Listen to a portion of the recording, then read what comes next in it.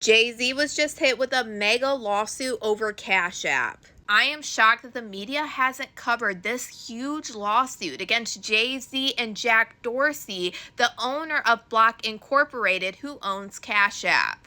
And a lot of people are wondering, why would Jay-Z be brought up in this mega lawsuit? Well, Jay-Z actually sits on the board of directors for Block Incorporated. And Jack Dorsey, Jay-Z, and other board members are being sued in this lawsuit, alleging that there is illegal money that has been being ran through Cash App. And they're alleging that they knew about it and they let it happen to make themselves some money. Now, Jack Dorsey is the same person that Jay-Z sold a huge stake of his company Tidal to back in 2021. And this is how Jay-Z ended up on the board of directors for Block Incorporated, which is the company owned by Jack Dorsey, who owns Cash App. Do y'all remember back in 2024 when members of Block were told to not discuss Jay-Z, a board member of the company, on internal communication channels? The employees were given a stern warning, but they were not told why. Jay-Z and Jack Dorsey have done a lot together. These two are the ones that launched the Bitcoin Academy on Cash App.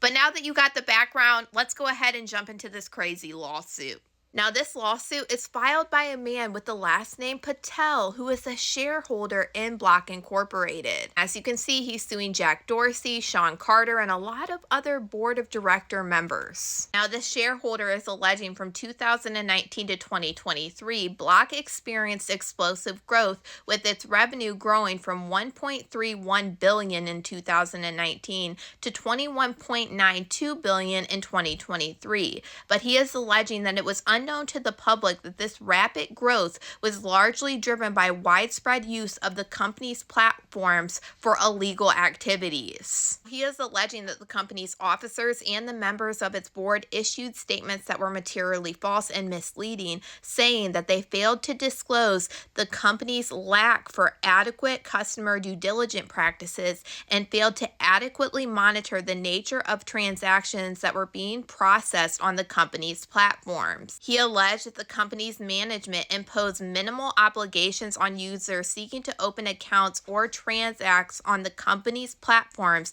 and encouraged the use of Bitcoin, which together allowed the company to become a haven for unlawful activities. He said the company's management ignored red flags indicating that Square and Cash App were being widely used for a variety of unlawful and unethical activities, including money laundering, child SA, trafficking, terrorism, contact unalivings, and transactions in the violation of economic sanctions. On March 23rd of 2023, the Hindenburg Research published a report alleging that Block's explosive growth was driven by the company's willingness to felicitate fraud against consumers and the government, avoid regulation, dress up predatory loans and fees, and mislead investors. The report revealed that Cash App was allegedly widely used for trafficking, consumer scams, COVID-19 relief fraud, and even contact unaliving payments. The report alleged that it allowed people to remain anonymous or operate under blatantly false identities.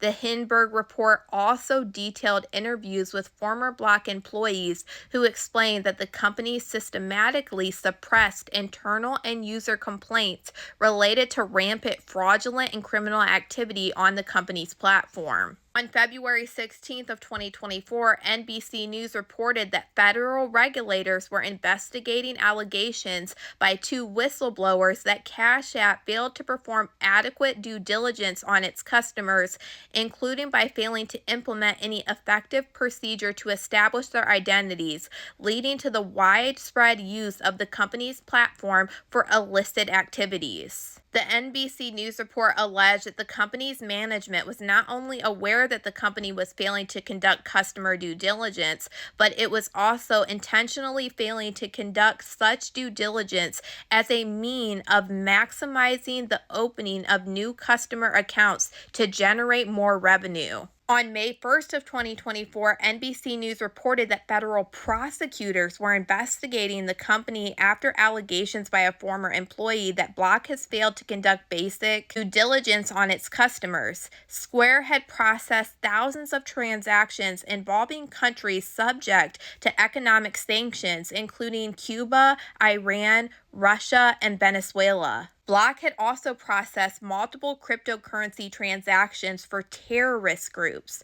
The two NBC News reports corroborated the allegations contained in the Hindenburg report. As of March 31st of 2024, defendant Dorsey beneficially owned 1 million shares of a Class A block common stock worth roughly $81.5 million. Defendant Sean Carter has served as a member of the board since May of 2021, and according to public filings, defendant Carter received $289,720 in 2023 in compensation from the company. As of March 31st of 2024, defendant Carter beneficially owned 38,073 shares of Class A block common stock worth roughly $3.1 million. Now, this shareholder is saying by the reason of their positions as officers and or directors of Block, because their ability to control the business and corporate affairs of Block, the individual defendants owe Block and its shareholders the obligation of trust,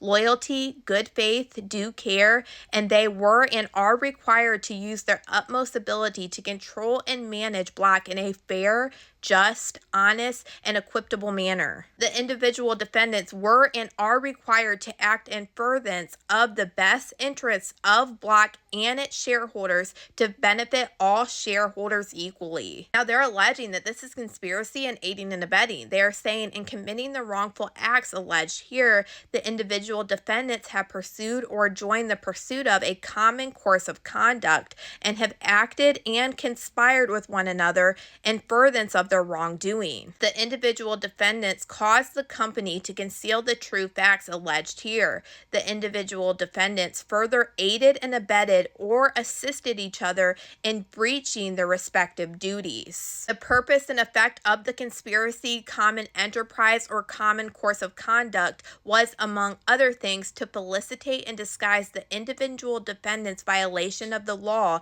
including the breaches of duty and unjust enrichment. What they're trying to say is allowing these illegal activities to happen to make themselves richer. This lawsuit is huge. It has a lot more information in it. It's about 60 pages long, so I cannot read this whole thing, but I will go at it over on my Patreon at KadishaLynn if you're interested in reading through this whole thing, because it is pretty crazy. And mind you, this is a huge lawsuit, but y'all let me know what you guys think about all this in the comments.